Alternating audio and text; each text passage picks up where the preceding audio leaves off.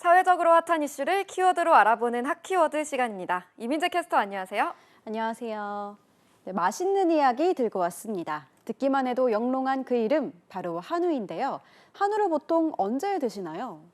보통 한우를 구울 때는 큰 마음 먹고 좋은 일 있을 때 혹은 갑자기 돈이 좀 생겼을 때 아닌가요? 네, 맞습니다. 대부분 승진해서 월급이 오르거나 주식이 올라서 여윳돈이 생겼을 때나 이렇게 한우는 지갑 사정이 두둑할 때 먹게 되는 상황인데요. 가장 큰 이유는 바로 비싸기 때문입니다. 그런데 이상한 건 최근 한우 공급량이 역대 최대 수준으로 늘면서 도매 가격이 내려갔는데도 여전히 사 먹는 한우는 비싸다는 겁니다. 대체 왜일까요? 핫키워드에서 짚어보겠습니다. 시장의 원리상 수요보다 공급이 초과하는 상황이면 가격이 내려가야 하는 게 맞는데 현실에서 이런 효과를 체감하기는 어려운 것 같은데요.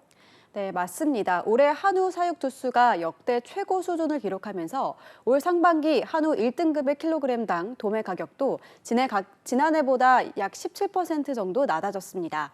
하지만 소비자들은 평소에 싸진 가격을 체감하기 어려운 현실인데요. 실제로 축산물 품질평가원에 따르면 한우 1등급 안심 100g의 올해 상반기 소매 가격은 12,433원으로 1년 전보다 10% 정도만 떨어졌기 때문입니다. 아무리 유통 과정을 거친다 해도 이 정도로 체감되지 않기도 힘들 것 같은데요. 네, 맞습니다. 그런데 이 유통 과정이 유독 많습니다. 한우는 농가에서 소비자까지 보통 8단계를 거치는데요. 한우 특성상 도축과 발골, 정형을 꼭 거쳐야 하고 단계마다 운송비와 인건비가 붙을 수밖에 없는 구조이기 때문입니다. 이 유통 과정에 대한 것을 비용으로 따져본다면 얼마 정도를 우리가 내는 건가요? 네, 현재 소비자가 내는 한우값의 48%는 유통비용입니다. 예를 들어 내가 10만 원을 내고 한우를 샀다면 그중 4만 8천 원은 유통업계로 흘러가는 구조인 거죠. 간혹 대형마트들이 일부 유통 과정을 줄이는 식으로 판촉 행사를 열긴 하지만 아직은 대부분 소비자가 한우 가격 하락을 실감하지 못하는 이유입니다. 이런 유통 구조를 좀 줄일 수는 없는 건가요? 네, 공산품보다 유통비용이 많을 수밖에 없는 게 농수산물의 고질적인 문제 중 하나인데요.